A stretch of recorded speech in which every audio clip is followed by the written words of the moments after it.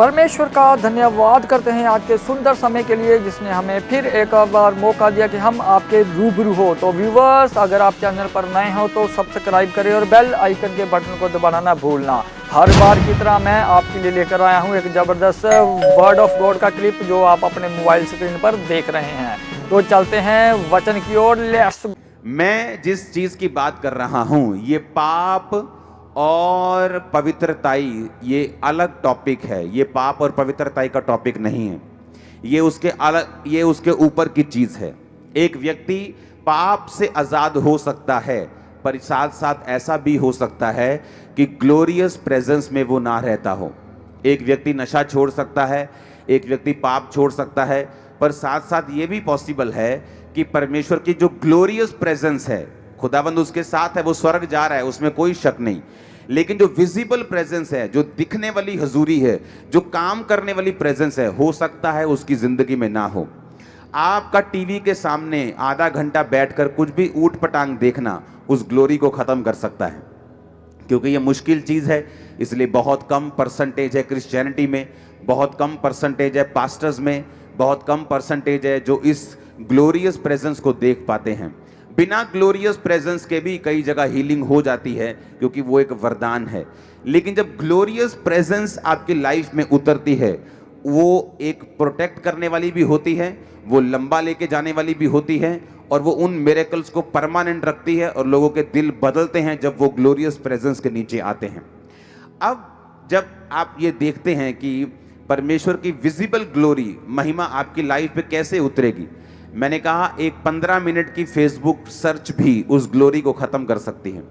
इसलिए मैंने कहा ये पाप और पवित्रताई का मसला नहीं है कि अगर आप पाप में नहीं हैं तो आप ग्लोरियस प्रेजेंस में हैं, ऐसा नहीं है।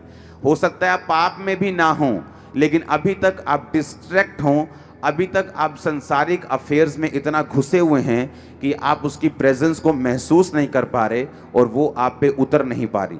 शैतान ये नहीं चाहता कि आप पर परमेश्वर की प्रेजेंस हो। क्यों? क्योंकि शैतान को इसके असर मालूम है, क्योंकि वो खुद भी, जो लूसीफर शैतान था, वो खुद भी उस प्रेजेंस में रहता था। उसे उस प्रेजेंस में रहने का असर मालूम था, उसे उसका जो ताकत है ग्लोरी की, महिमा की, उसकी हुजूरी की, उसे वो मालूम है। इसलिए वो ये नहीं चाहता कि आप उसकी प्रेजेंस में रहें। जो लोग आधा पौना घंटा प्रार्थना करते हैं वो अच्छा करते हैं, लेकिन मैं आपको बताना चाहता हूं, जब आप शाम को या सुबह, खासकर अगर आप रात को प्रार्थना करने के लिए बैठते हैं और अगर आप 45 मिनट आप प्रार्थना करते हैं, तो भी आप इस ग्लोरियस प्रेजेंस में एंटर नहीं कर सकते, क्योंकि आपको 45 मिनट सिर्फ यही रहेगा, मुझे कौन सा काम नहीं करना, मुझे कौन सा पाप नहीं करना, मुझे ये चीज़ नहीं देखनी, मुझे ये चीज़ करनी है, मुझे ये प्रेयर करनी है, मुझे परमेश्वर से ये कहना है, मुझे परमेश्वर से ये बात बोलनी है, फलाने ने मुझको ताना दिया, परमेश्वर उसको जवाब देगा, मुझे ये प्रार्थना करनी है, अरे नहीं नहीं मुझे उसको माफ़ करना है, अरे नहीं मुझे उस विरोधी को माफ़ करना है, अरे नहीं गुस्सा आ रहा है उसके लिए प्रार्थना करता हूँ। 45 मिनट इसी चीज़ में आप घुसे रहेंगे, कभी माफ़ी मांगेंगे, कभी प्रार्थना करेंगे, कभी अपनी रिक्वेस्ट परमेश्वर के सामने रखेंगे, लेकिन आप ये चीज़ भूल गए कि इसके आगे भी एक क्षेत्र है, इसके आगे भी एक रेल्म है, इसके आगे भी कोई चीज़ है जिसे हमने पाना है। जिस तरह जब पुराने नियम में जब वो परमेश्वर के भवन के अंदर जाते थे तो वहाँ के 3 हिस्से थे। एक हिस्सा जो बाहर वेदी, जहाँ हाथों और पाँव को धोते थे, कि हाथ पाँव को धोकर फिर वो पवित्र स्थान में जाते थे जहाँ पर दीवटें पड़ी होती थी। उसके बाद परम पवित्र स्थान जो अंदर होता था, जहाँ पर परमेश्वर का संदूक पड़ा रहता था।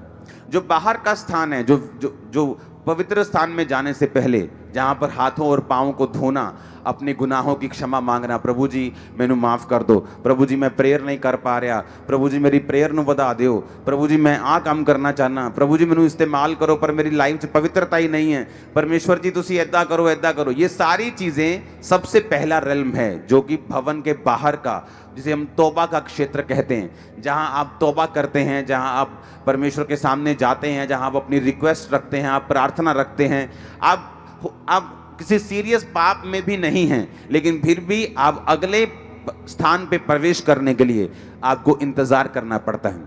हो सकता है आपके पास प्रार्थना के शब्द खत्म हो जाएं और फिर भी आप परमेश्वर की प्रेजेंस में बैठे, आप वर्शिप सुन रहे हैं, जस्ट वर्शिप सुन रहे हैं, कोई फ़ोन नहीं, कोई व्हाट्सएप नहीं, कोई फेसबुक नहीं, कोई वचन नहीं आप जाके सुन रहे हैं अभी फेसबुक के ऊपर। आप जस्ट वर्शिप कर रहे हैं, आप जस्ट प्रेयर कर रहे हैं, आप जस्ट इंतज़ार कर रहे हैं। आपको फिर मालूम होगा कुछ देर के बाद कि अब अगला स्थान जो परमेश्वर का आ रहा है, जो अगला आपको ग्लोरी जो महसूस होनी शुरू होगी, वो चाहता है परमेश्वर हर एक विश्वासी की जिंदगी में हो। जब वो आपकी जिंदगी में होती है, एक्चुअल में वो चेंज करती है चीजों को। जस्ट सडनली आपके भाई को, आपकी बहन को, आपके बच्चों को, आपके फाइनेंस को वो हिट मारती है, वो हथौड़े मारती है जो आपका पहला क्षेत्र नहीं कर पाता। वो उस स्थान में, अलग स्थान में, आगे और आगे, जहां पर आपके पास शब्द नहीं होते प्रार्थना करने के, लेकिन आप परमेश्वर की प्रेजेंस में बैठकर उसको सोखते हैं। मैं आपको दावा करता हूं 90% पास्टर्स भी वहां तक नहीं पहुंच पाते। वो जस्ट शरीर में प्रार्थना करके उठ जाते हैं, लगातार 2 घंटे 1 घंटा प्रार्थना करके उठ जाते हैं, लेकिन उस जगह पे पहुंचने के लिए आपको अपने मुद्दों को, आपको अपनी चीजों को साइड पर रखकर जस्ट आप और परमेश्वर, और आपको उस ग्लोरी को, उस महिमा को अपने ऊपर उतारना पड़ता है कि आप उसकी महिमा में प्रवेश करें। जब वो महिमा में रहने का कोई पास्टर आदी हो जाए, या कोई विश्वासी उस महिमा में रहने का आदी हो जाए, वो रोज रोज उस प्रेजेंस में जाता है, घंटों परमेश्वर के साथ समय व्यतीत करता है, आप फिर उसके साथ देखते हैं कि हजारों और लाखों स्वर्गदूत उनके साथ रहना शुरू करते हैं। वो जहां भी जाते हैं सक्सेसफुल होते हैं, जिस काम में हाथ डालते सक्सेसफुल होते हैं। रीजन यही है क्योंकि वो ग्लोरियस प्रेजेंस जो है वो उनके साथ रहना शुरू कर देती है।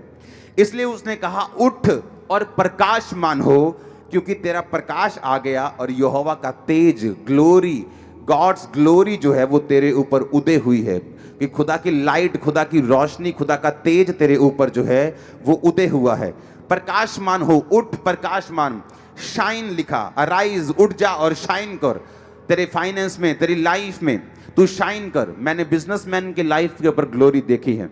उनका जो बुलाहट थी वो एज ए पास्टर नहीं थी, एज ए प्रीचर नहीं थी, एज ए इवेंजलिस्ट नहीं थी, एज ए बिजनेसमैन थी, कि उनको एज ए बिजनेसमैन बन के चर्च के कामों को सपोर्ट करना था।